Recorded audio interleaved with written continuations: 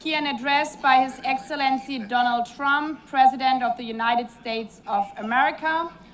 I request protocol to escort His Excellency and invite him to address the Assembly.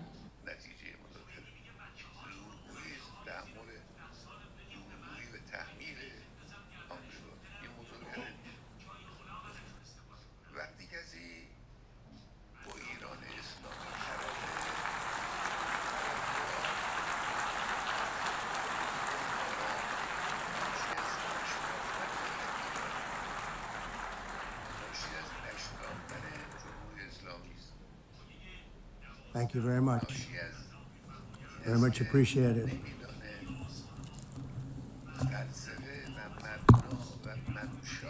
And I don't mind making this speech without a teleprompter, because the teleprompter is not working. I feel very happy to be up here with you nevertheless, and that way you speak more from the heart. I can only say that whoever's operating this teleprompter is in big trouble.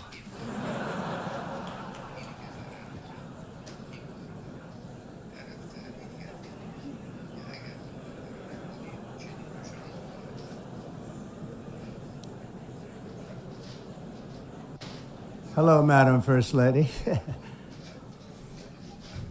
Thank you very much for being here. And Madam President, Mr. Secretary General, First Lady of the United States, distinguished delegates, ambassadors, and world leaders. 6 years have passed since I last stood in this grand hall and addressed a world that was prosperous and at peace in my first term. Since that day, the guns of war have shattered the peace I forged on 2 continents. An era of calm and stability gave way to one of the great crises of our time. And here in the United States, 4 years of weakness, lawlessness, and radicalism under the last administration delivered our nation into a repeated set of disasters. 1 year ago, our country was in deep trouble, but today, just 8 months into my administration, we are the hottest country anywhere in the world, and there is no other country even close. America is blessed with the strongest economy, the strongest borders, the strongest military, the strongest friendships, and the strongest spirit of any nation on the face of the earth. This is indeed the golden age of America. We are rapidly reversing the economic calamity we inherited from the previous administration, including ruinous price increases and record-setting inflation like we've never had before. Under my leadership, energy costs are down, gasoline prices are down, grocery prices are down, mortgage rates are down, and inflation has been defeated. The only thing that's up is the stock market, which just hit a record high. In fact, it hit a record high 48 times in the last short period of time. Growth is surging, manufacturing is booming. The stock market, as I said, is doing better than it's ever done. And all of you in this room benefit by that, almost everybody. And importantly, workers' wages are rising at the fastest pace in more than 60 years. And that's what it's all about, isn't it? In 4 years of President Biden, we had less than $1 trillion of new investment into the United States. In just 8 months since I took office, we have secured commitments and money already paid for $17 trillion. Think of it, 4 years, less than $1 trillion, 8 months, much more than $17 trillion is being invested in the United States. And it's now pouring in from all parts of the world. We've implemented the largest tax cuts in American history and the largest regulation cuts in American history, making this once and again the best country on earth to do business. And many of the people in this room are investing in America, and it's turned out to be an awfully good investment during this 8-month period. In my first term, I built the greatest economy in the history of the world. We had the best economy ever, history of the world. And I'm doing the same thing again, but this time it's actually much bigger and even better. The numbers far surpass my record-setting first term. On our southern border, we have successfully repelled a colossal invasion. And for the last 4 months, and that's 4 months in a row, the number of illegal aliens admitted and entering our country has been 0. Hard to believe, because if you look back just a year ago, it was millions and millions of people pouring in from all over the world, from prisons, from mental institutions, drug dealers. All over the world they came. They just poured into our country with the ridiculous open border policy of the Biden administration. Our message is very simple. If you come illegally into the United States, you're going to jail, or you're going back to where you came from, or perhaps even further than that. You know what that means. I want to thank the country of El Salvador for the successful and professional job they've done in receiving and jailing so many criminals that entered our country. And it was under the previous administration that the number became record-setting, and they're all being taken out. We have no choice. And other countries have no choice, because other countries are in the exact same situation with immigration. It's destroying your country, and you have to do something about it. On the world stage, America is respected again like it has never been respected before. You think about 2 years ago, 3 years ago, 4 years ago, or 1 year ago, we were a laughingstock all over the world. At the NATO summit in June, virtually all NATO members formally committed to increase defense spending at my request from 2% to 5% of GDP, making our alliance far stronger and more powerful than it was ever before. In May, I traveled to the Middle East to visit my friends and rebuild our partnerships in the Gulf and those valued relationships with Saudi Arabia, Qatar, and the UAE, and other countries are now, I believe, closer than ever before. My administration has negotiated one historic trade deal after another, including with the United Kingdom, the European Union, Japan, South Korea, Vietnam, Indonesia, the Philippines, Malaysia, and many, many others. Likewise, in a period of just 7 months, I have ended 7 unendable wars. They said they were unendable. You're never going to get them solved. Some were going for 31 years, 2 of them, 31, think of it, 31 years. One was 36 years. One was 28 years. I ended 7 wars. And in all cases, they were raging with countless thousands of people being killed. This includes Cambodia and Thailand, Kosovo and Serbia, the Congo and Rwanda, a vicious, violent war that was, Pakistan and India, Israel and Iran, Egypt and Ethiopia, and Armenia and Azerbaijan. It included all of them. No president or prime minister, and for that matter, no other country has ever done anything close to that. And I did it in just 7 months. It's never happened before. There's never been anything like that. I'm very honored to have done it. It's too bad that I had to do these things instead of the United Nations doing them. And sadly, in all cases, the United Nations did not even try to help in any of them. I ended 7 wars, dealt with the leaders of each and every one of these countries, and never even received a phone call from the United Nations offering to help in finalizing the deal. All I got from the United Nations was an escalator that on the way up stopped right in the middle. If the First Lady wasn't in great shape, she would have fallen, but she's in great shape. We're both in good shape. We both stood. And then a teleprompter that didn't work. These are the two things I got from the United Nations, a bad escalator and a bad teleprompter. Thank you very much. And by the way, it's working now. Just went on. Thank you. I think I should just do it the other way. It's easier. Thank you very much. I didn't think of it at the time because I was too busy working to save millions of lives. That is the saving and stopping of these wars. But later I realized that the United Nations wasn't there for us. They weren't there.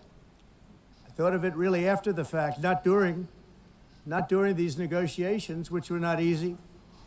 That being the case, what is the purpose of the United Nations? The UN has such tremendous potential. I've always said it.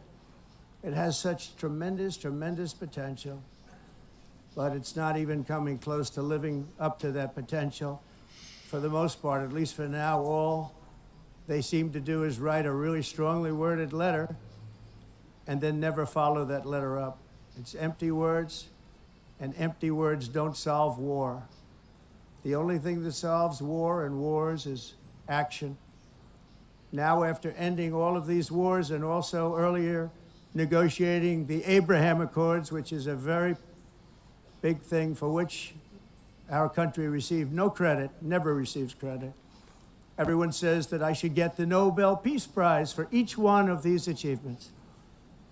But for me, the real prize will be the sons and daughters who live to grow up with their mothers and fathers, because millions of people are no longer being killed in endless and unglorious wars. What I care about is not winning prizes, it's saving lives. We saved millions and millions of lives with the 7 wars. And we have others that we're working on, and you know that. Many years ago, a very successful real estate developer in New York, known as Donald J. Trump, I bid on the renovation and rebuilding of this very United Nations complex. I remember it so well. I said at the time that I would do it for $500 million, rebuilding everything. It would be beautiful. I used to talk about, I'm going to give you marble floors. They're going to give you terrazzo. I'm going to give you the best of everything. You're going to have mahogany walls. They're going to give you plastic. But they decided to go in another direction, which was much more expensive at the time, and which actually produced a far inferior product. And I realized that they did not know what they were doing when it came to construction, and that their building concepts were so wrong, and the product that they were proposing to build was so bad and so costly. It was going to cost them a fortune. And I said, and wait till you see the overruns. Well, I turned out to be right. They had massive cost overruns and spent between $2 and $4 billion on the building and did not even get the marble floors that I promised them. You walk on terrazzo. Do you notice that? As far as I'm concerned, frankly, looking at the building and getting stuck on the escalator, they still haven't finished the job. They still haven't finished. That was years ago. The project was so corrupt that Congress actually asked me to testify before them on the tremendous waste of money, because it turned out that they had no idea what it was, but they knew it was anywhere between $2 and $4 billion as opposed to $500 million with a guarantee. But they had no idea, and I said it cost much more than $5 billion. Unfortunately, many things in the United Nations are happening just like that, but on an even much bigger scale, much, much bigger. Very sad to see. Whether the UN can manage to play a productive role, I've come here today to offer the hand of American leadership and friendship to any nation in this assembly that is willing to join us in forging a safer, more prosperous world. And it's a world that we'll be much happier with. A dramatically better future is within our reach. But to get there, we must reject the failed approaches of the past and work together to confront some of the greatest threats in history. There is no more serious danger to our planet today than the most powerful and destructive weapons ever devised by man, of which the United States, as you know, has many. Just as I did in my first term, I've made containing these threats a top priority, starting with the nation of Iran. My position is very simple. The world's number one sponsor of terror can never be allowed to possess the most dangerous weapon. That's why shortly after taking office, I sent the so-called Supreme Leader a letter making a generous offer. I extended a pledge of full cooperation in exchange for a suspension of Iran's nuclear program. The regime's answer was to continue their constant threats to their neighbors and U.S. interests throughout the region and some great countries that are right nearby. Today, many of Iran's former military commanders, in fact, I can say almost all of them, are no longer with us. They're dead. And 3 months ago, in Operation Midnight Hammer, 7 American B-2 bombers dropped the 14 30,000-pound each bombs on Iran's key nuclear facilities, totally obliterating everything. No other country on earth could have done what we did. No other country has the equipment to do what we did. We have the greatest weapons on earth. We hate to use them. But we did something that for 22 years people wanted to do. With Iran's nuclear enrichment capacity demolished, I immediately brokered an end to the 12-day war, as it's called, between Israel and Iran, with both sides agreeing to fight no longer. As everyone knows, I have also been deeply engaged in seeking a ceasefire in Gaza. Have to get that done. Have to get it done. Unfortunately, Hamas has repeatedly rejected reasonable offers to make peace. We can't forget October 7th, can we? Now, as if to encourage continued conflict, some of this body is seeking to unilaterally recognize a Palestinian state.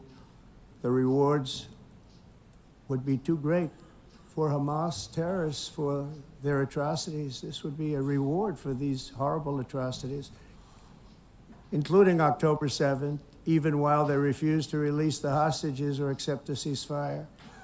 Instead of giving to Hamas and giving so much, because they've taken so much, they have taken so much. This could have been solved so long ago.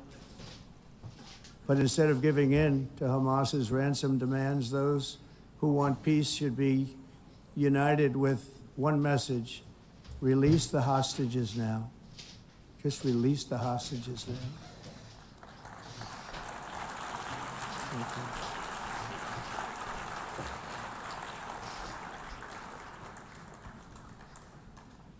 Thank you. As we have got to come together, and we will come together, going to get it done. We have to stop the war in Gaza immediately. We have to stop it. We have to get it done. We have to negotiate. Immediately have to negotiate peace. We got to get the hostages back. We want all 20 back. We don't want 2 and 4. As you know, I got, along with Steve Witkoff and others that helped us, Marco Rubio, we got most of them back. We were involved in all of them. But I always said the last 20 are going to be the hardest, and that's exactly what happened. We have to get them back now. We don't want to get back 2, and then another 2, and then 1, and then 3. Have this process. No, we want them all back, and we want the actually 38 dead bodies back too. Those parents came to me and they want them back, and they want them back very quickly and very badly. As though they were alive, they want them. They want them every bit as much as if their son or daughter were alive. I've also been working relentlessly, stopping the killing in Ukraine. I thought that would be, of the 7 wars that I stopped, I thought that would be the easiest because of my relationship with President Putin, which had always been a good one. I thought that was going to be the easiest one. But you know, in war, you never know what's going to happen. There are always lots of surprises, both good and bad. Everyone thought Russia would win this war in 3 days, but it didn't work out that way. It was supposed to be just a quick little skirmish. It's not making Russia look good. It's making them look bad. No matter what happens from here on out, this was something that should have taken a matter of days, certainly less than a week, and they've been fighting for 3.5 years. and killing anywhere from 5,000 to 7,000 young soldiers, mostly soldiers, on both sides, every single week, from 5,000 to 7,000 dead young people, and some in cities, much smaller numbers, where rockets are shot, where drones are dropped. This war would never have started if I were president. This was a war that should have never happened. It shows you what leadership is, what bad leadership can do to a country. Look what happened to the United States, and look where we are right now in just a short period of time. The only question now is how many more lives will be needlessly lost on both sides. China and India are the primary funders of the ongoing war by continuing to purchase Russian oil. But inexcusably, even NATO countries have not cut off much Russian energy and Russian energy products, which, as you know, I found out about 2 weeks ago, and I wasn't happy. Think of it. They're funding the war against themselves. Who the hell ever heard of that one? In the event that Russia is not ready to make a deal to end the war, then the United States is fully prepared to impose a very strong round of powerful tariffs, which would stop the bloodshed, I believe, very quickly. But for those tariffs to be effective, European nations, all of you are gathered here right now, would have to join us in adopting the exact same measures. I mean, you're much closer to the city. We have an ocean in between. You're right there. And Europe has to step it up. They can't be doing what they're doing. They're buying oil and gas from Russia while they're fighting Russia. It's embarrassing to them. And it was very embarrassing to them when I found out about it, I can tell you that. But they have to immediately cease all energy purchases from Russia. Otherwise, we're all wasting a lot of time. So I'm ready to discuss this. We're going to discuss it today with the European nations, all gathered here. I'm sure they're thrilled to hear me speak about it, but that's the way it is. I like to speak my mind and speak the truth. As we seek to reduce the threat of dangerous weapons today, I'm also calling on every nation to join us in ending the development of biological weapons once and for all. And biological is terrible, and nuclear is even beyond, and we include nuclear in that. We want to have a cessation of the development of nuclear weapons. We know, and I get to view it all the time. Sir, would you like to see? And I look at weapons that are so powerful that we just can't ever use them. If we ever use them, the world literally might come to an end. There would be no United Nations to be talking about. There would be no nothing. Just a few years ago, reckless experiments overseas gave us a devastating global pandemic. Yet despite that worldwide catastrophe, many countries are continuing extremely risky research into bioweapons and man-made pathogens. This is unbelievably dangerous. To prevent potential disasters, I'm announcing today that my administration will lead an international effort to enforce biological weapons convention, which is going to be meeting with the top leaders of the world by pioneering an AI verification system that everyone can trust. Hopefully the UN can play a constructive role, and it will also be one of the early projects under AI. Let's see how good it is, because a lot of people are saying it could be one of the great things ever, but it also can be dangerous, but it can be put to tremendous use and tremendous good, and this would be an example of that. Not only is the UN not solving the problems it should, too often, it's actually creating new problems for us to solve. The best example is the number one political issue of our time, the crisis of uncontrolled migration. It's uncontrolled. Your countries are being ruined. The United Nations is funding an assault on Western countries and their borders. In 2024, the UN budgeted $372 million in cash assistance to support an estimated 624,000 migrants journeying into the United States. Think of that. The UN is supporting people that are illegally coming into the United States, and then we have to get them out. The UN also provided food, shelter, transportation, and debit cards to illegal aliens. Can you believe that? On the way to infiltrate our southern border. Millions of people came through that southern border. Just a year ago, millions and millions of people were pouring in, 25 million altogether over the 4 years of the incompetent Biden administration. And now we have it stopped, totally stopped. In fact, they're not even coming anymore because they know they can't get through. But what took place is totally unacceptable. The UN is supposed to stop invasions, not create them and not finance them. In the United States, we reject the idea that mass numbers of people from foreign lands can be permitted to travel halfway around the world, trample our borders, violate our sovereignty, cause unmitigated crime, and deplete our social safety net. We have reasserted that America belongs to the American people, and I encourage all countries to take their own stand in defense of their citizens as well. You have to do that because I see it. I'm not mentioning names. I see it, and I can call every single one of them out. You're destroying your countries. They're being destroyed.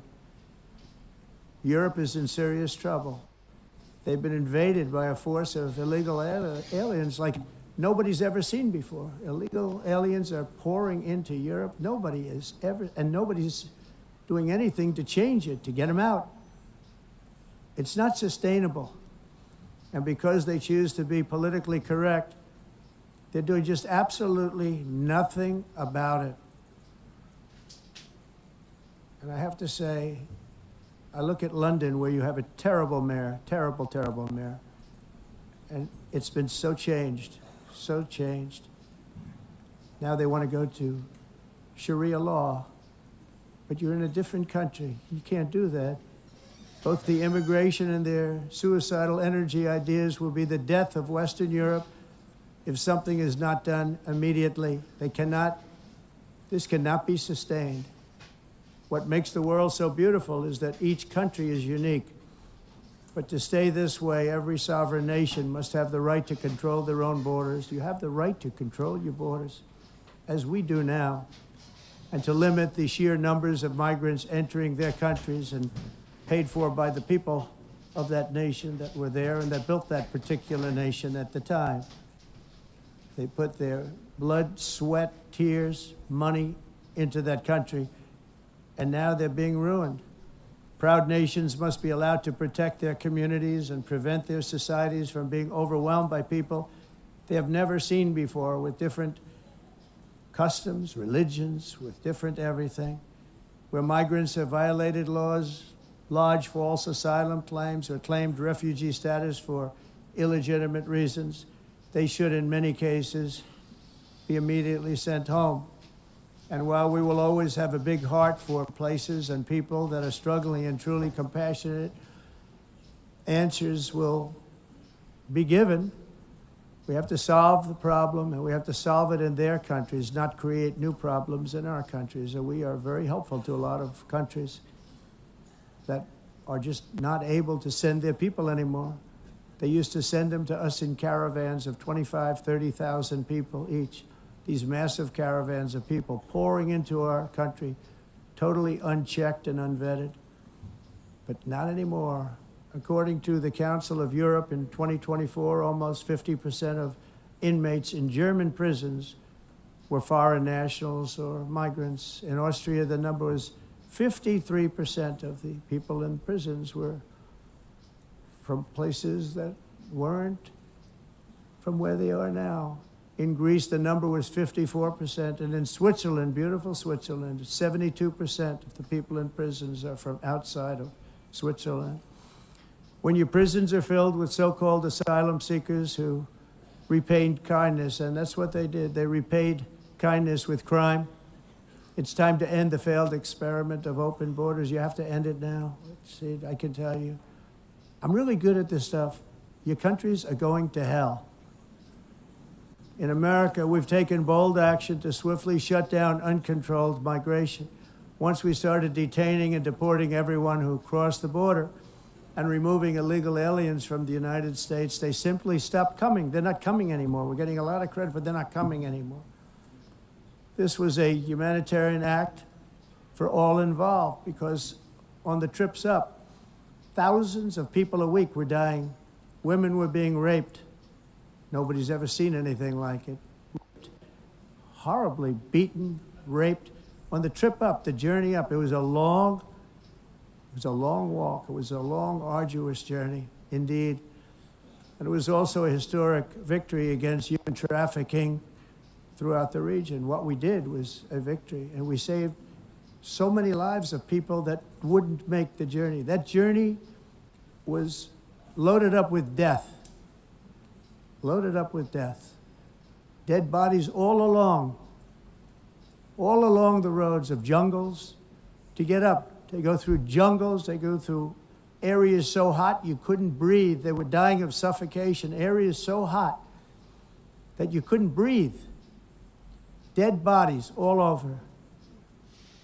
By them not coming, we're saving tremendous numbers of lives. My people have done a fantastic job in doing what they did, and the American public agrees with it. I mean, I was very proud to see this morning I have the highest poll numbers I've ever had. Part of it is because of what we've done on the border. I guess the other part is what we've done in the economy. Joe Biden's policies empowered murderous gangs, human smugglers, child traffickers, drug cartels, and prisoners from all over the world. The previous administration also lost nearly 300,000 children. Think of that. They lost more than 300,000 children, little children, who were trafficked into the United States on the Biden watch, many of whom have been raped, exploited, and abused, and sold. Sold.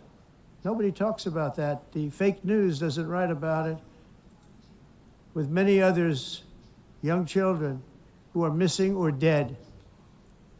And we found a lot of these children, and we're sending them back, and we've been sending them back to their parents. They said, nobody knows who they are. They said, where do you come from? And they'll give us a country, and we'll find out, and we'll figure it out, and we'll bring them back to their homes. And the mother and father rush to the door, and their tears in their eyes.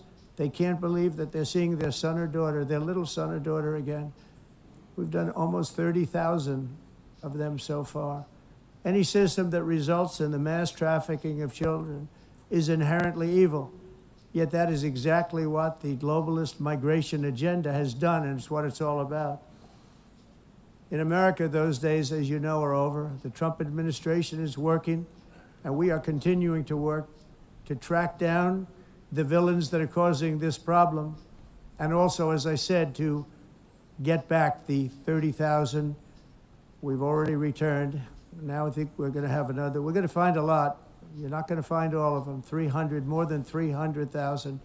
They're lost or they're dead. They're lost or they're dead because of the animals that did this. To protect our citizens, I've also designated multiple savage drug cartels as far as and you see this, and you see it happening right before your eyes.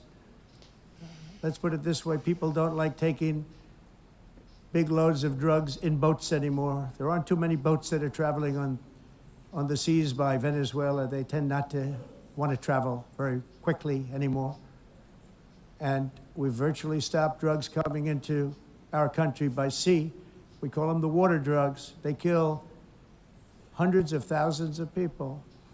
I've also designated multiple savage drug cartels as far as foreign terrorist organizations, along with two bloodthirsty transnational gangs, probably the worst gangs anywhere in the world, MS-13 and Tren de Aragua.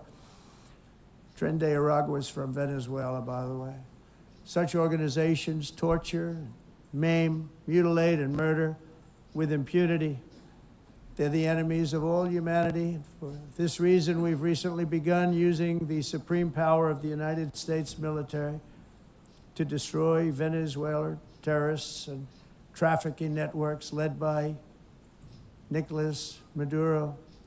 To every terrorist thug smuggling poisonous drugs into the United States of America, please be warned that we will blow you out of existence. That's what we're doing. We have no choice. Can't let it happen. They're destroying I believe we lost 300,000 people last year to drugs, 300,000. Fentanyl and other drugs. Each boat that we sink carries drugs that would kill more than 25,000 Americans. We will not let that happen.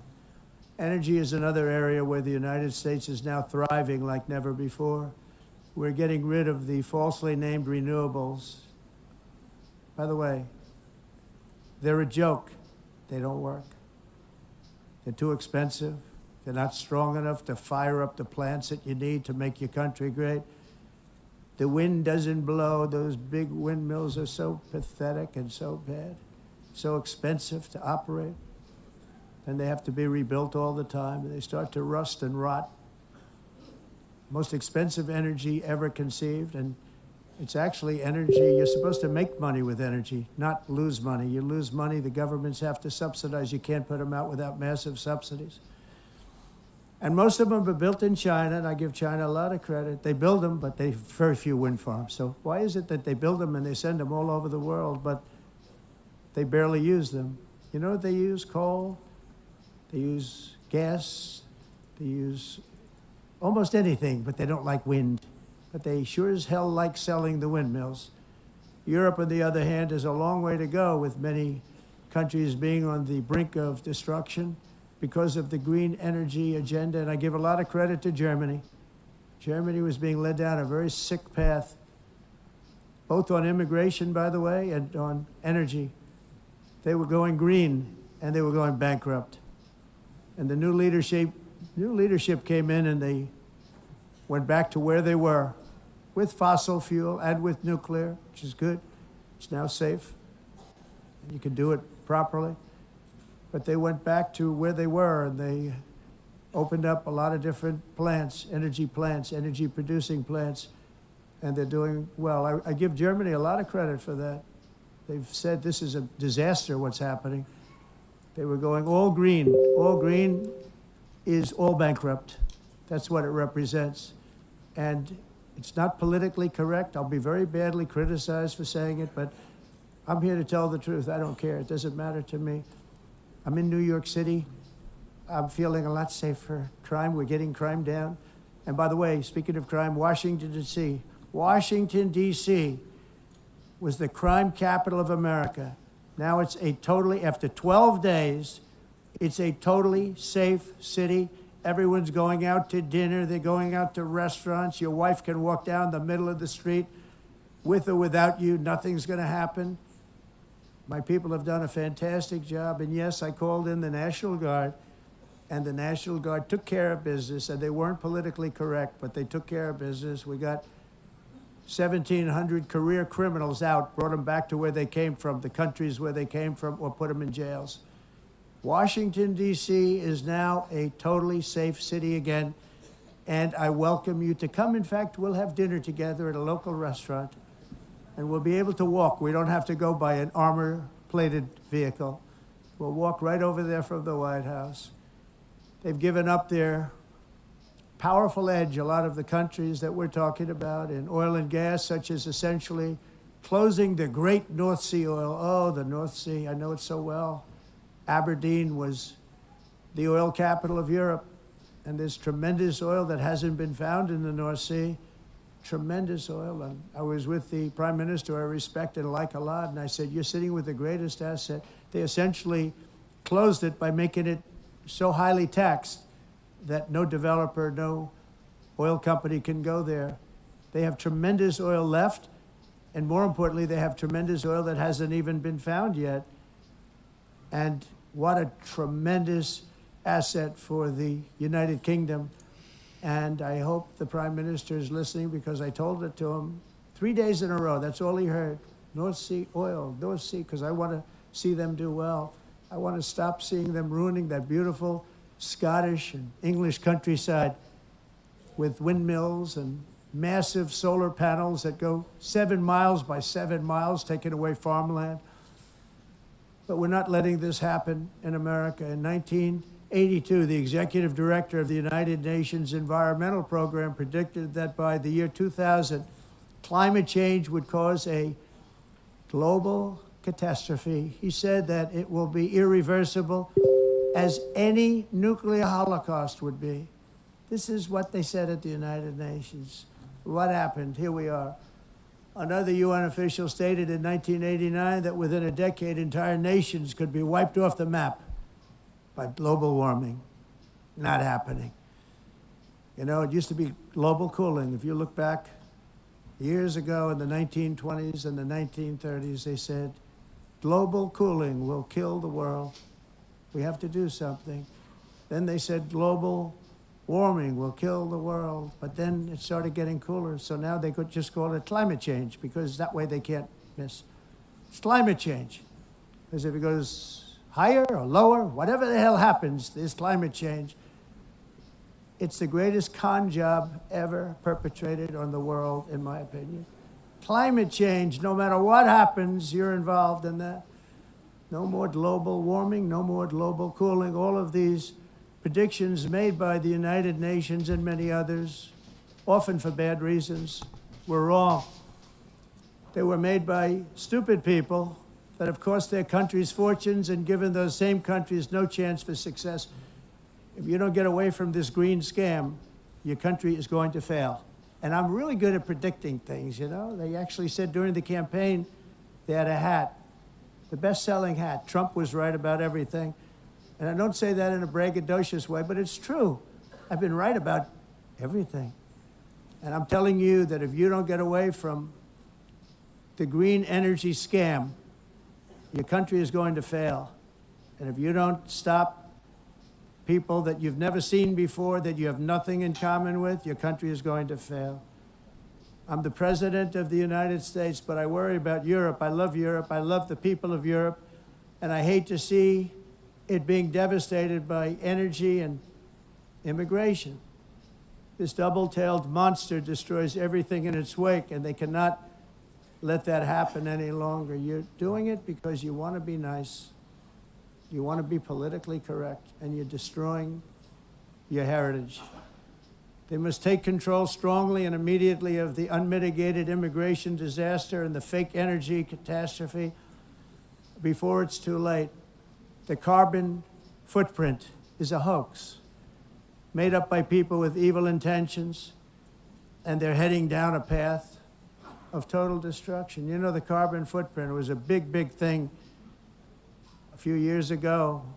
I remember hearing about the carbon footprint, and then President Obama would get into Air Force One, a massive Boeing 747, and not a new one, an old one with old engines that spew everything into the atmosphere. He'd talk about the carbon footprint, we must do so. Then he'd get in and he'd fly from Washington to Hawaii to play a round of golf. And then he'd get back onto that big, beautiful plane and he'd fly back and he'd talk about, again, global warming and the carbon footprint. It's a con job. At extreme cost and expense, Europe reduced its own carbon footprint by 37%. Think of that. Congratulations, Europe. Great job. You cost yourself a lot of jobs, a lot of factories closed, but you reduced the carbon footprint by 37%. However, for all of that sacrifice and much more, it's been totally wiped out and then some by a global increase of 54%. Much of it coming from China and other countries that are thriving around China, which now produces more CO2 than all the other developed nations in the world. So all of these countries are working so hard on the carbon footprint, which is nonsense, by the way. It's nonsense. You know, it's interesting. In the United States, we have still radicalized environmentalists, and they want the factories to stop. Everything should stop. No more cows. We don't want cows anymore. I guess they want to kill all the cows. They want to do things that are just unbelievable, and you have it too. But you know, we have a border, strong, and we have a shape, and that shape doesn't just go straight up. That shape is amorphous when it comes to the atmosphere. And if we had the most clean air, and I think we do, we have very clean air. We have the cleanest air we've had in many, many years. But the problem is that other countries, like China, which has air that's a little bit rough, it blows. And no matter what you're doing down here, the air up here tends to get very dirty because it comes in from other countries where their air isn't so clean. And the environmentalists refuse to acknowledge that. Same thing with garbage. In Asia, they dump much of their garbage right into the ocean. And over about a 1 week and 2 week journey, it flows right past Los Angeles. You've seen it. Massive amounts of garbage, almost too much to do anything about. Flowing past Los Angeles, past San Francisco. And then somebody will get in trouble because he dropped a cigarette on the beach. The whole thing is crazy. The primary effect of these brutal green energy policies has not been to help the environment, but to redistribute manufacturing and industrial activity from developed countries that follow the insane rules that are put down to polluting countries that break the rules and are making a fortune. They're making a fortune.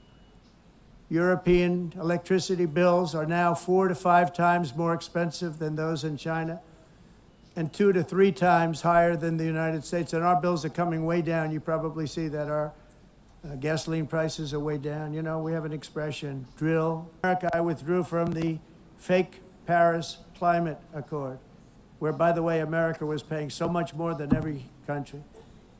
Others weren't paying. China didn't have to pay until 2030. Russia was given an old standard that was easy to meet, the 1990 standard. But for the United States, we're supposed to pay like $1 trillion. And I said, this is another scam. The fact is, the United States has been taken advantage of by the world for many, many years, but not any longer, as you probably noticed. I unleashed massive energy production and signed historic executive orders to hunt for oil, but we don't have to do much hunting because we have the most oil of any nation anywhere, oil and gas in the world. And if you add coal, we have the most of any nation in the world. Clean, I call it clean, beautiful coal. You can do things today with coal that you couldn't have done 10 years ago, 15 years. So I have a little standing order in the White House. Never use the word coal, only use the words clean, beautiful coal. Sounds much better, doesn't it? But we stand ready to provide any country with abundant, affordable energy supplies if you need them, when most of you do. We're proudly exporting energy all over the world. We're now the largest exporter. In the United States, we want trade and robust commerce with all nations, everybody. We want to help nations. We're going to help nations. But it must also be fair and reciprocal. The challenge with trade is much the same with climate.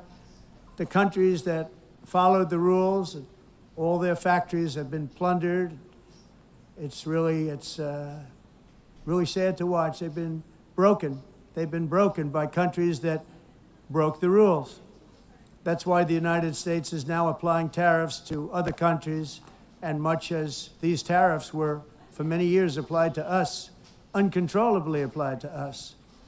We've used tariffs as a defense mechanism under the Trump administration, including my first term, where hundreds of billions of dollars in tariffs were taken in.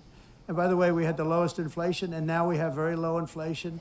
The only thing different is that we have hundreds of billions of dollars flowing into our country. But this is how we will ensure that the system works for everyone and is sustainable into the future.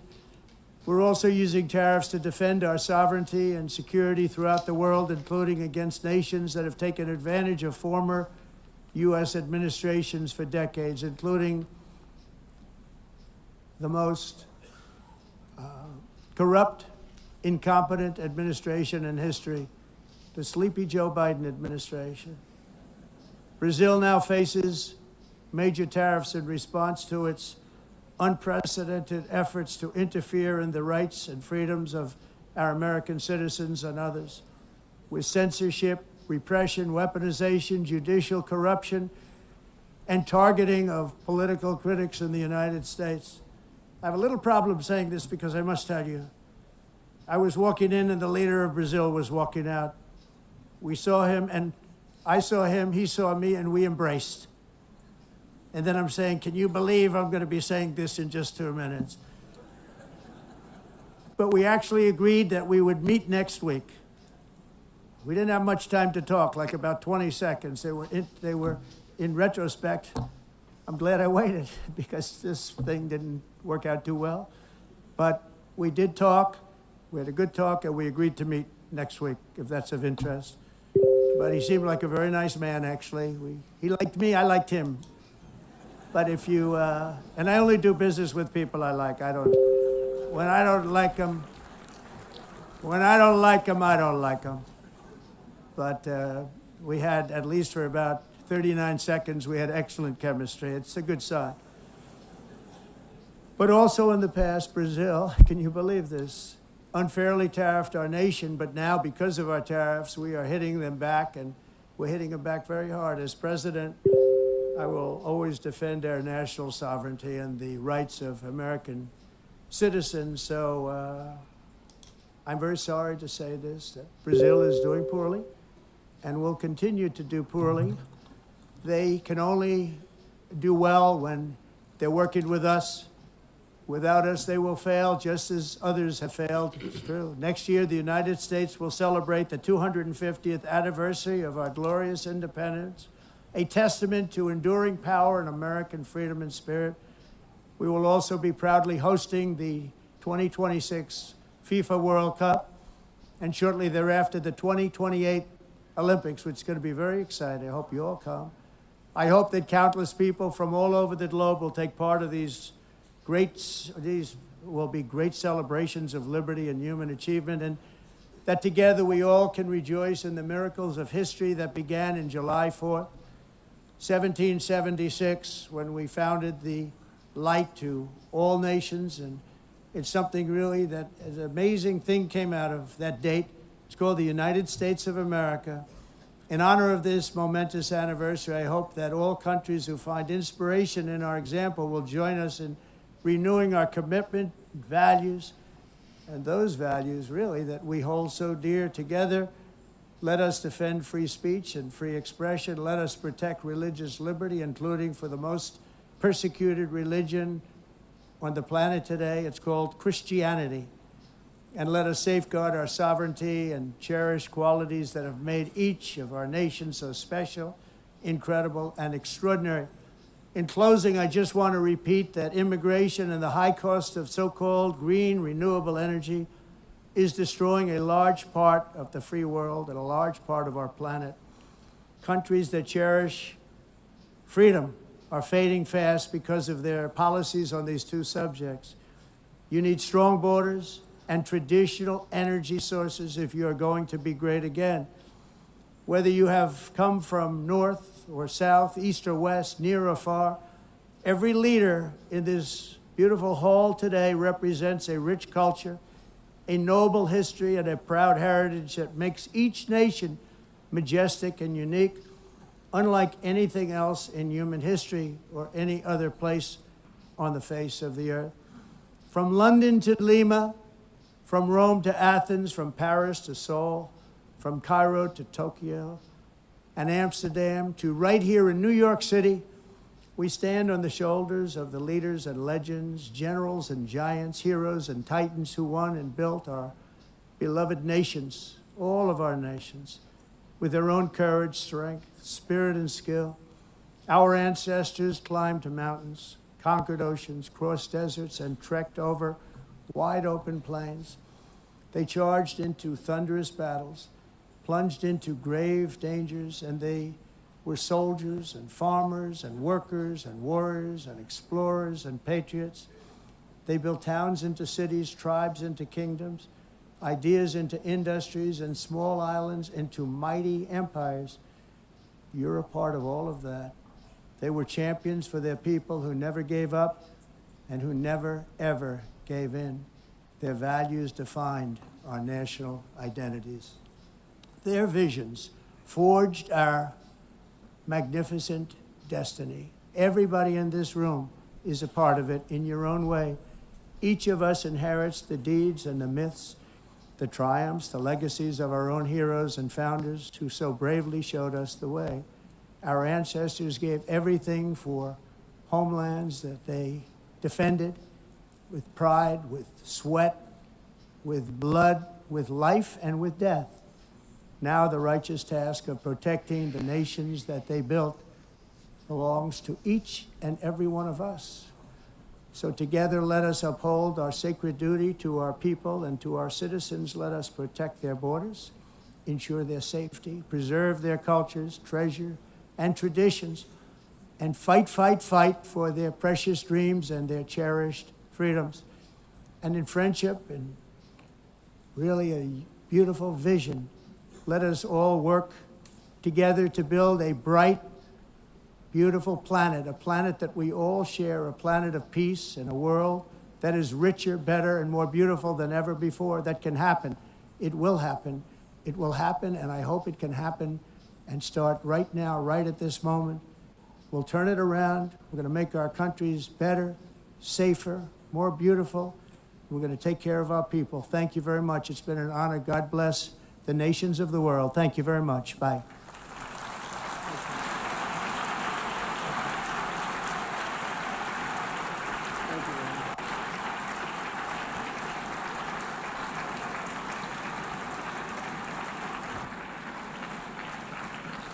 On behalf of the Assembly, I wish to thank the President of the United States,